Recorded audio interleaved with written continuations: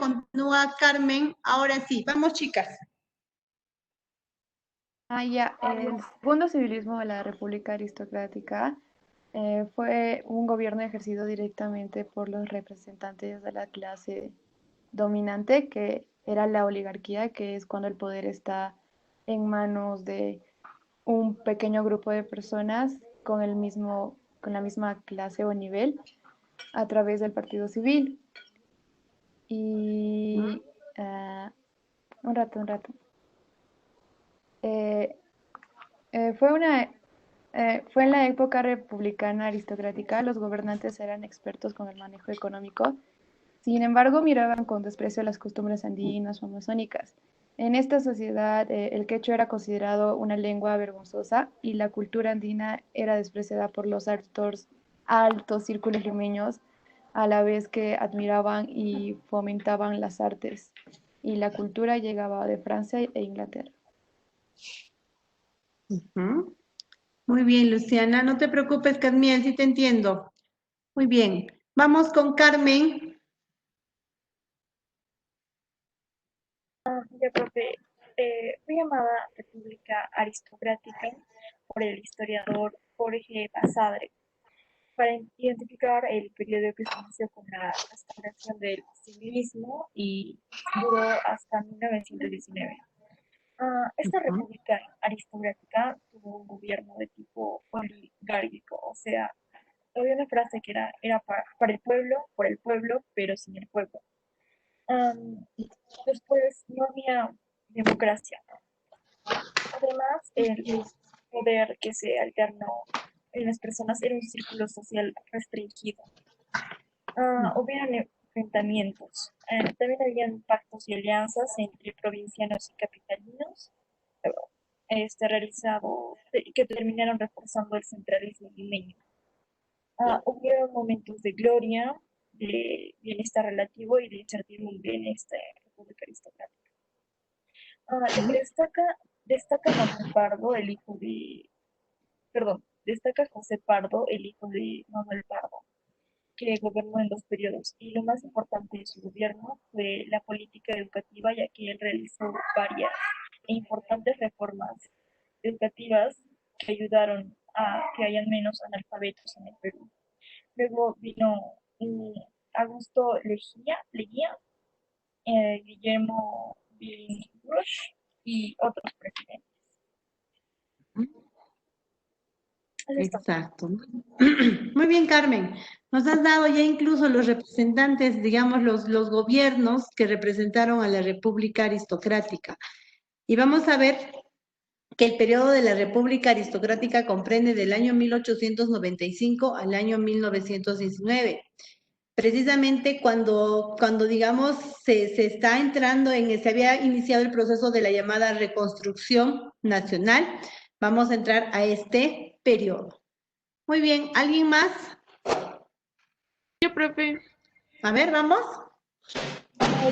La República Aristocrática es el nombre dado por Jorge Basadre, que se comprende entre los años 1895 y 1919, que básicamente es caracterizado por el poder político y la oligarquía, que eran las familias con alto poder económico en ese entonces, denominadas como burguesía.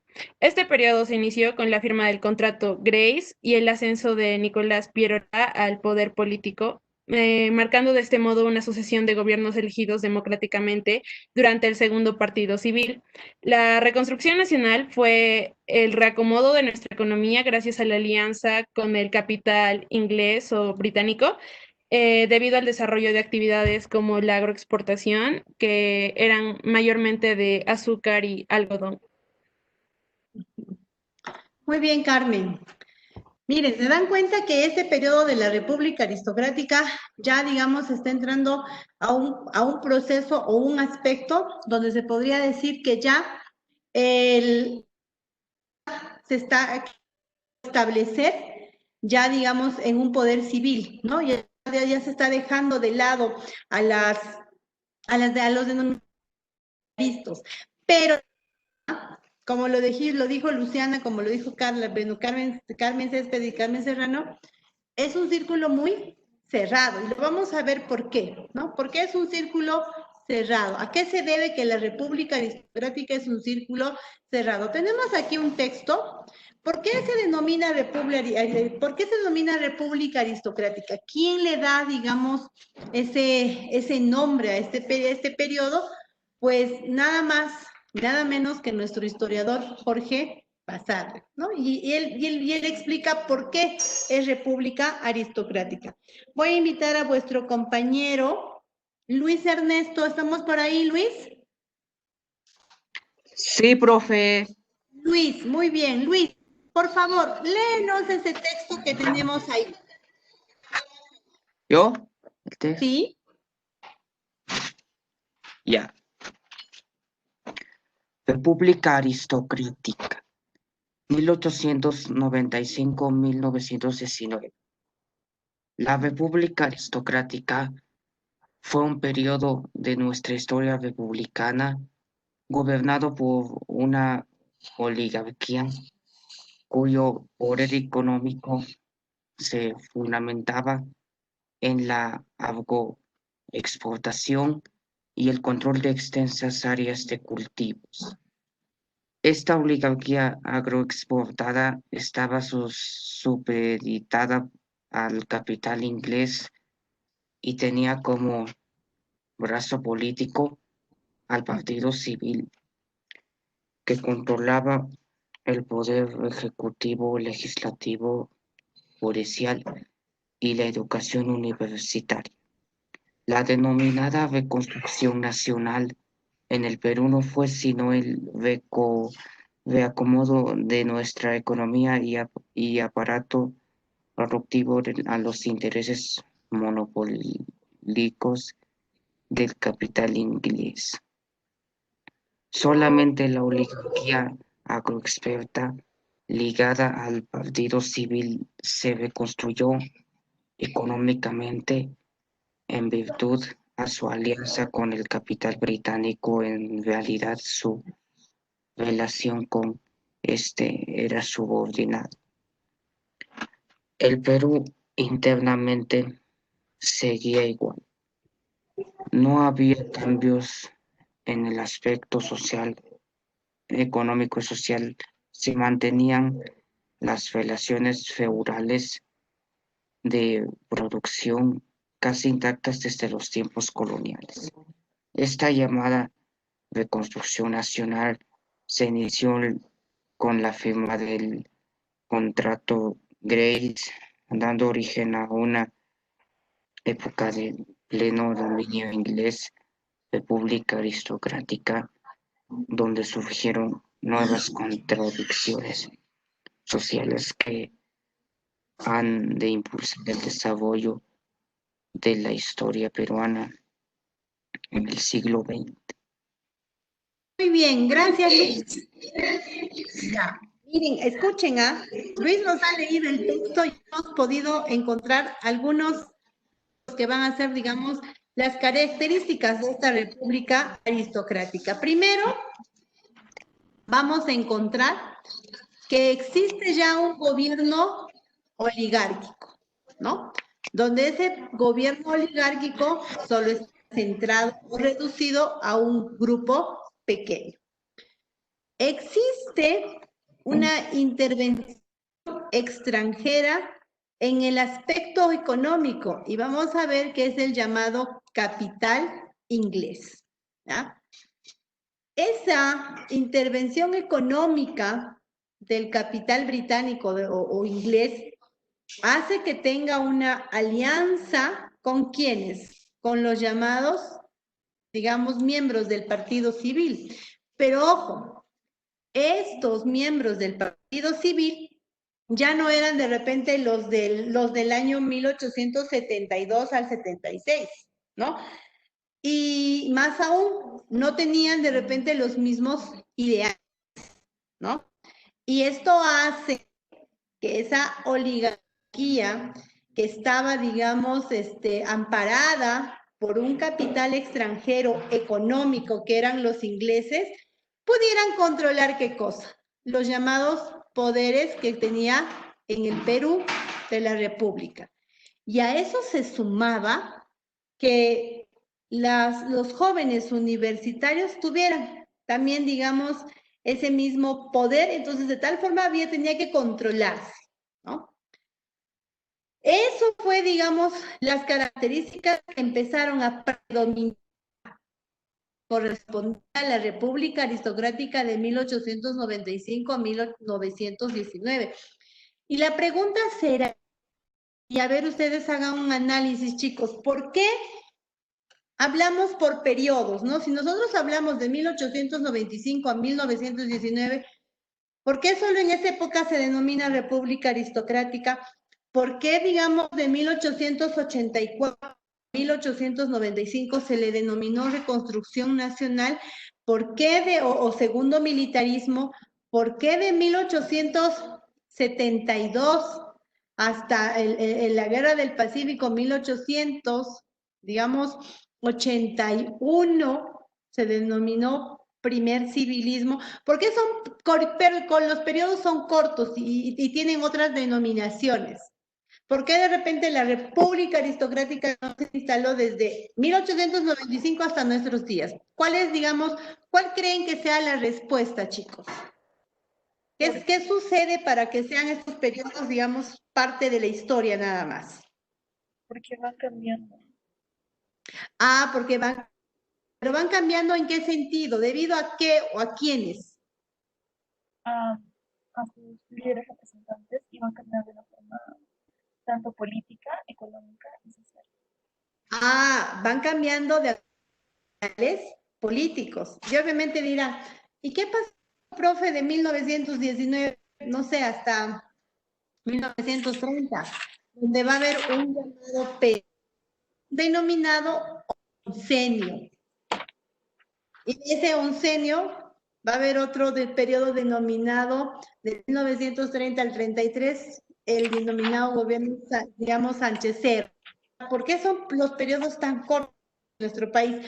¿Por qué la historia es corta, digamos? Es muy, muy temporal, no es algo perenne, es algo efímero, ¿verdad? ¿Qué sucede? ¿Por qué, digamos, se establece estos cambios tan repentinos en nuestra historia del Perú? Entonces, la respuesta va a ser que estos periodos, desde el llamado primer militarismo, primer civilismo, segundo militarismo, reconstrucción nacional, segundo civilismo, república aristocrática, el oncenio de Leguía, el gobierno de Sánchez y viene el tercer militarismo. O sea, ¿por qué son esos procesos? Porque hay algo que lo ha dicho vuestra compañera, ¿no? Las políticas, ¿no? Van cambiando las políticas y por ende la historia va marcando la diferencia. Que aquí la historia va marcando ya la diferencia. Continuamos. Entonces, ¿qué tenemos, digamos, en las características? ¿Qué es la República que establece esta llamada República Aristocrática? Entonces, hablamos de la República Aristocrática como el llamado periodo denominado también segundo civilismo, ¿no? Dice, el Partido Civilista mantuvo la hegemonía durante todo el periodo de la República Aristocrática. En algunas ocasiones lo hizo aliándose al Partido Demócrata y en otras al Partido Constitucional. Uy, acá, atentos. Quiere decir que la República Aristocrática ya tenía la presencia de partidos o movimientos políticos. Allá, profe, a ver, espere, no estoy entendiendo, profe. ¿No se supone que el único partido que existía en ese momento era el Partido Civilista? Es que van a surgir otros partidos y vamos a hacer un recuento. ¿Recuerdan que en la reconstrucción nacional empiezan a surgir movimientos políticos como el de Piérola, como el de Cáceres, ¿no? Entonces ya se estaba estableciendo estos partidos o movimientos políticos en un digamos, nexo importante entre lo que vendría a ser el gobierno y lo que vendría a ser la sociedad. La pregunta es hoy, a ver, voy a indicar a vuestra compañera Viviana. Viviana, ¿puedes aperturar tu audio? Vivi, ¿estamos por ahí? Viviana. Creo que no. Gabriela Zúñiga. Gaby, ¿estamos por ahí? Sí, profe, perdón, Ok. Gaby, la pregunta es, hoy en día, en pleno siglo XXI, se tienen muchos partidos y movimientos políticos, ¿cierto? Esos partidos o movimientos políticos existen con el objetivo ¿de qué? ¿Cuál es el objetivo de estos movimientos o partidos políticos? ¿Qué es lo que pretenden estos partidos políticos hoy en día, Gaby? Ah, mm, o, Te ayudo. Por preservar ejemplo, a ver, no, o sea, como que, no, es que no sabría, profe, no sé.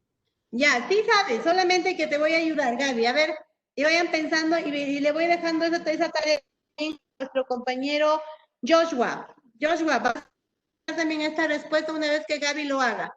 Los partidos políticos que existen hoy en día en nuestro país y en muchos países en el mundo tienen un objetivo. El objetivo es establecerse como representantes de la sociedad. ¿En dónde?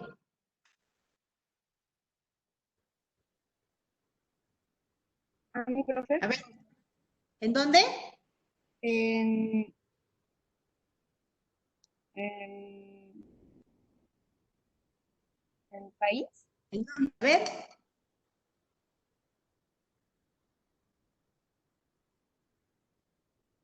A ver, ¿en dónde, chicos? A ver, ¿en dónde? Si yo elijo a un representante, digamos, hoy, no sé, me convence de repente el partido de Acción Popular, ¿ya? Soy, las ideas que tiene Acción Popular me convencen, ¿no? Entonces, los representantes de ese partido están siendo candidatos, ¿no? Aspiran al poder, puede ser al poder dentro del legislativo, del ejecutivo, puede ser al gobierno regional o distrital. Entonces, ¿cuál es el objetivo de estos partidos políticos? O sea, ¿cuál es el único objetivo que tienen los partidos? Joshua, a ver, ¿tenemos la respuesta por ahí, Joshua? ¿Cuál es la pregunta, profe? ¿Cuál es el objetivo, Joshua, de los partidos políticos en nuestro país? O sea, ¿cuál es su objetivo?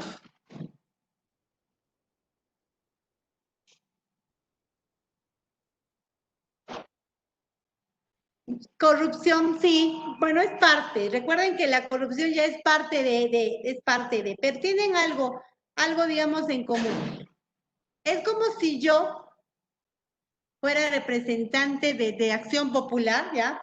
Y estoy luchando por ocupar un cargo, puede ser de congresista, no sé, ¿qué puede ser? De repente quiero ser gobernadora regional o quiero ser alcaldesa. Entonces, ¿cuál es el objetivo? A ver, ya está más fácil, chicos, ya masticadito y todo, ¿ah? Transmitir las demandas de la población, entre comillas, ojo, ¿no? Ojo, claro que hay que ser realistas en nuestro país.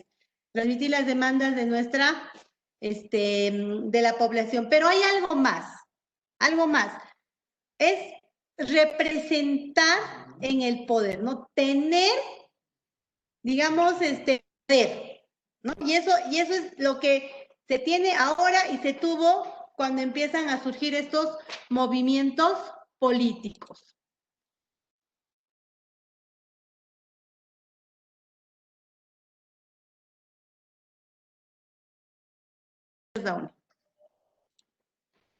Entonces, cuando decimos que empiezan a existir partidos políticos, nos estamos refiriendo a que ya empieza a tener, digamos, mayor presencia. Entonces, ¿qué vamos a encontrar en la República Aristocrática? La llegada digamos, al poder de la oligarquía. Ah, me está diciendo oligarquía, quiere decir que puede ser solo un grupo social. A eso se suma que esa oligarquía tiene el respaldo económico de un capital extranjero. Y en este caso viene a ser el, digamos, de los ingleses.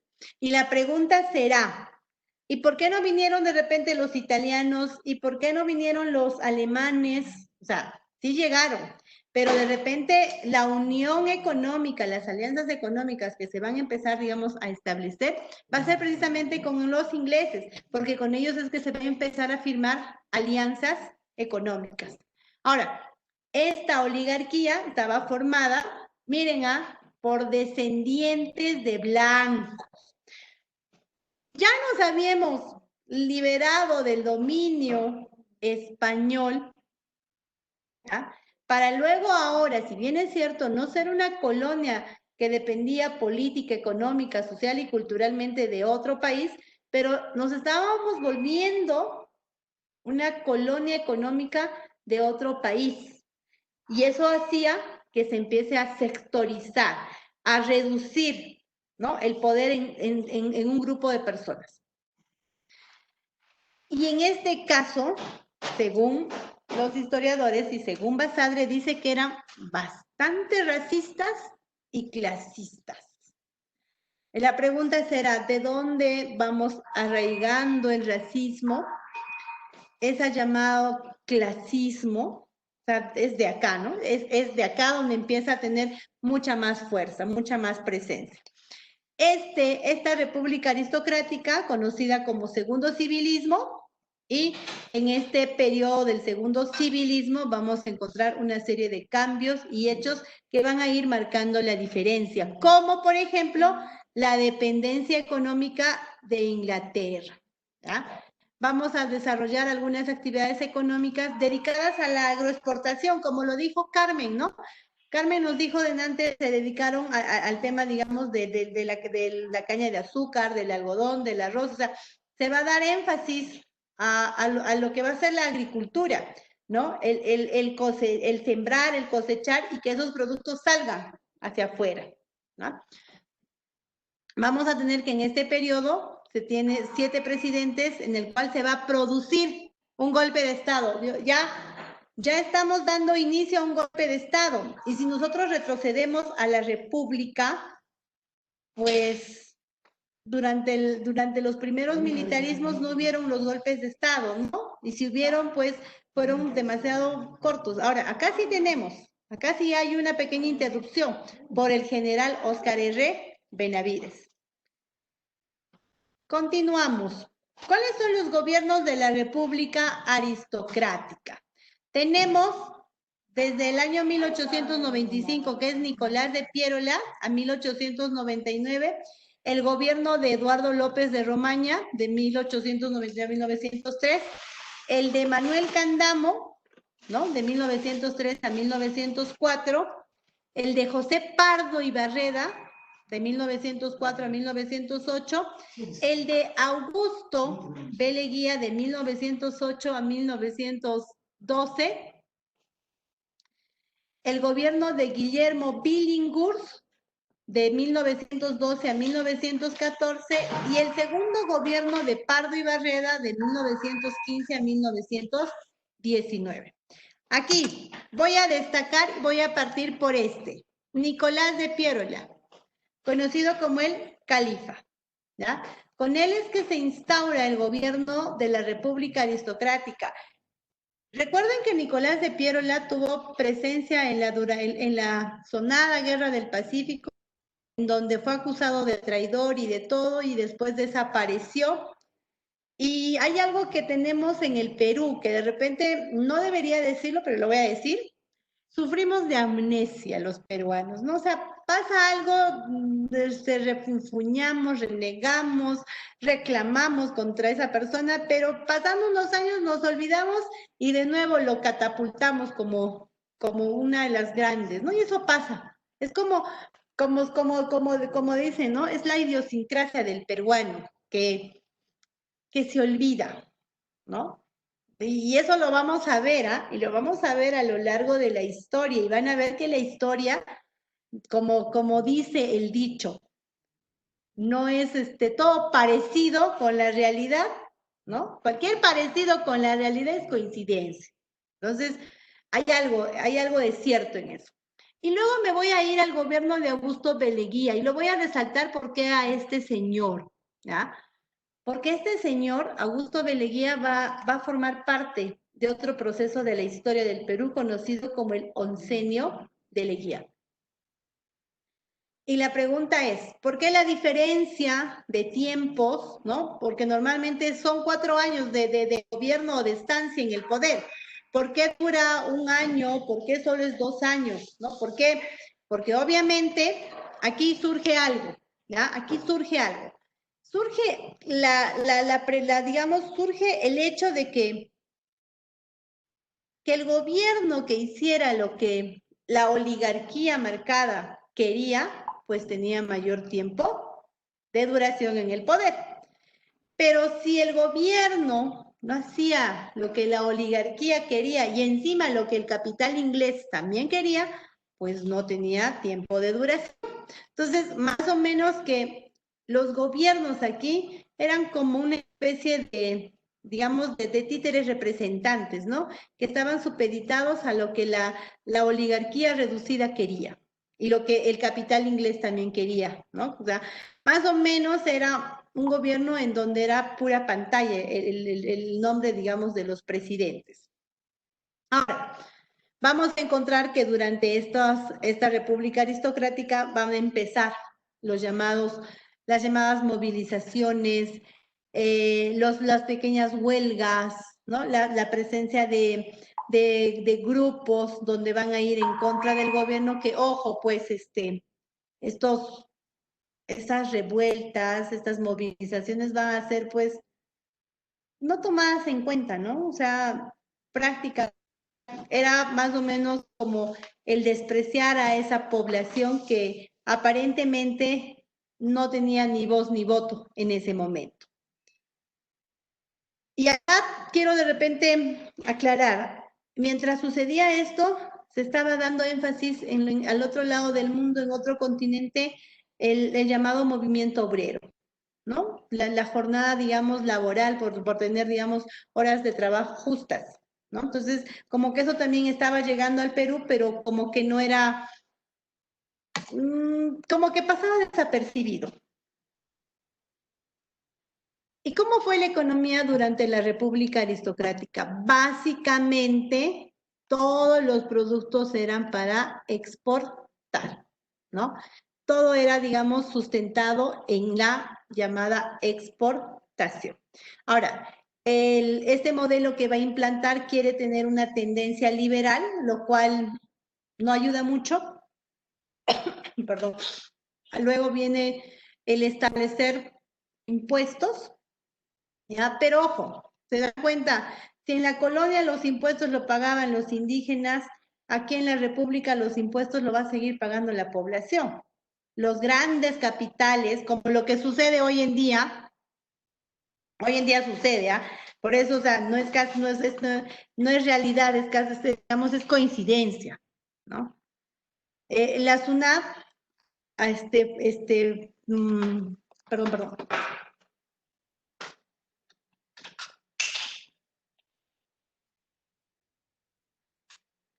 La SUNAT, por ejemplo, está atrás de los pequeños, de las microempresas, ¿no? Pero no de las grandes empresas. Están tratando de que paguen sus impuestos, ¿y por qué no lo hacen a las grandes empresas, no? Sí, Carmen, gracias, no te preocupes, sino que se me iba la batería de la laptop. Entonces, es lo mismo en esos tiempos. ¿no? Los impuestos que lo paguen las pequeñas empresas, los pequeños negocios, que los otros no pueden pagar porque ellos están libres de impuestos, ¿no? Entonces, como que no había una equidad. Ahora, a eso se va a sumar que van a empezar, digamos, a establecer impuestos a productos que tenían, digamos, que eran más comerciales, ¿no? Como lo que se dio en la colonia también. Entonces, imponen impuestos al sal, al licor, al tabaco, que eran, digamos, que tenían mucha salida. Entonces, eso también generaba que las pequeñas empresas ganaran para pagar solamente impuestos. Ahora, la llamada economía de la República Aristocrática va también a iniciar un proceso de buscar nuevas materias primas, como en este caso fue el caucho, ¿no? El caucho que va a ser, digamos, explotado en la selva de nuestro Perú, entonces, pero que también se va a entregar, digamos, como concesión y luego solo se va a recibir digamos, un pequeño, un pago. Que si el Perú tuviera la idea de ellos mismos explotar su materia prima, la historia, oh, créanme chicos, que sería diferente.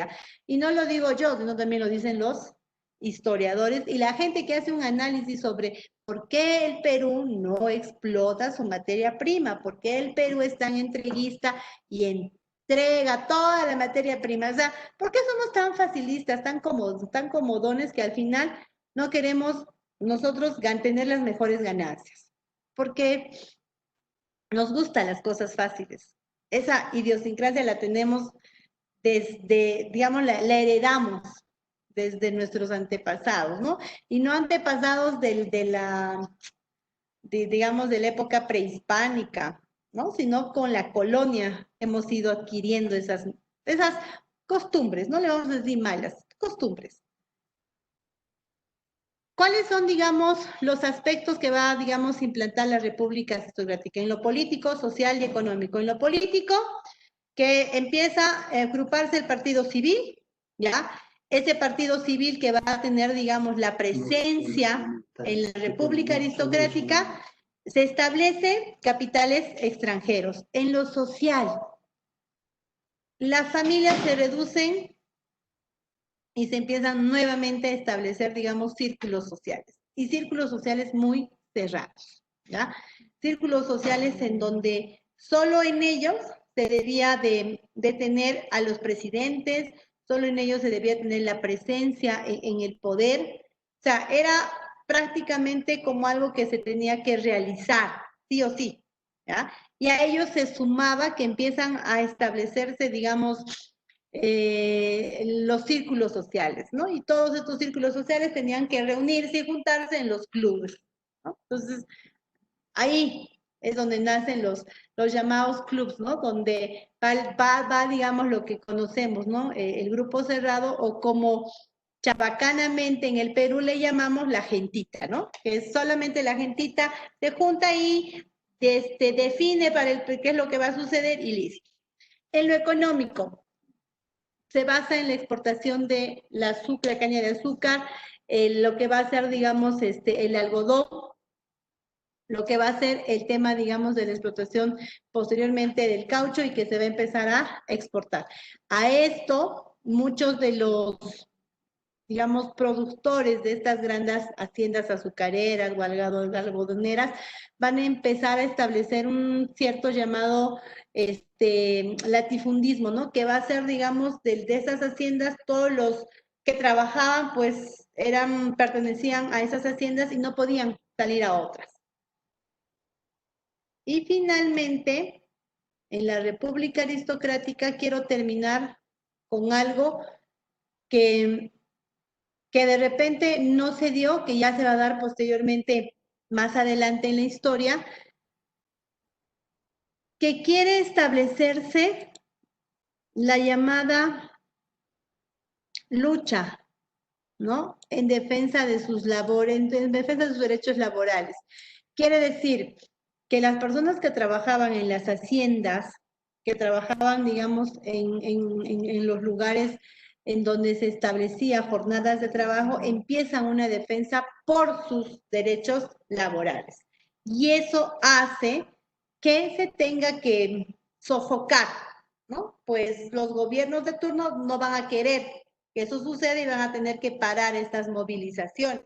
Y obviamente que el parar estas movilizaciones no van a ser nada amigables o pacíficas, ¿no? Van a existir muchas represiones, van a existir, digamos, cárceles en donde muchos de los del que se va a tomar, digamos, como presos, y muchos de los presos terminan siendo, digamos, personas pues humildes, ¿no? Personas que en ese momento querían, ¿no? Que se establezca una igualdad social, lo cual pues es algo utópico. Entonces, esta república aristocrática nos trae consigo los nuevos cambios desde el año 1895 hasta el año 1919.